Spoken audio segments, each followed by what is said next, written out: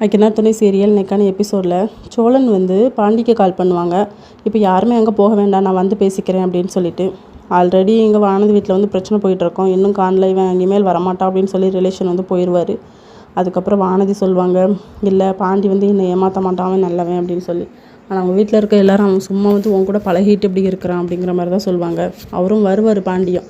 எதுக்கு இவ்வளோ லேட் ஆச்சு, ஒன்று 5:30க்கு வர சொன்னா நீ 8 மணிக்கு வந்திருக்கி அப்படின்னு சொல்லும்போது, இல்லை இங்கே யாருமே நாங்கள் வரமாட்டோம், எங்கள் அண்ணங்க கல்யாணம் முடிய தொட்டு எனக்கு கல்யாணம் வேண்டாம், அதுக்கப்புறம் நான் வந்து உன்னை கல்யாணம் பண்ணிக்கிறேன் அப்படிங்கிற மாதிரி சொல்லுவாங்க. இதை நீ முதல்ல சொல்லியிருக்க வேண்டியதுன்னு அப்படின்னு சொல்லும்போது, இல்லை எனக்கு உடனடியாக என்ன நடக்குதுன்னே தெரியல, கொஞ்சம் யோசிக்க வந்து டைம் வேணும், அதனால தான் நான் இப்படி பண்ணேன் அப்படிங்கிற மாதிரி சொல்வாரா.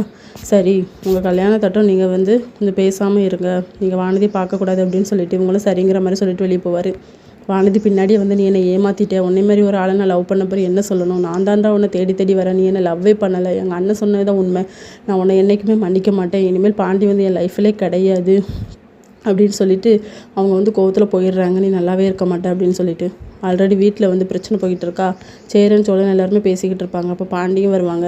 எதுக்குடா இப்படி பண்ண அப்படின்னு கேட்கும்போது, இல்லைண்ணா உனக்கு கல்யாணம் ஆகாமல் நான் எப்படிடா கல்யாணம் பண்ண முடியும், அதனால தான் இப்போதைக்கு வேண்டான்னு சொல்லிட்டேன் அப்படிங்கிற மாதிரி சொல்லிடுவார். இதோட இன்னைக்கான எபிசோட் முடியுது.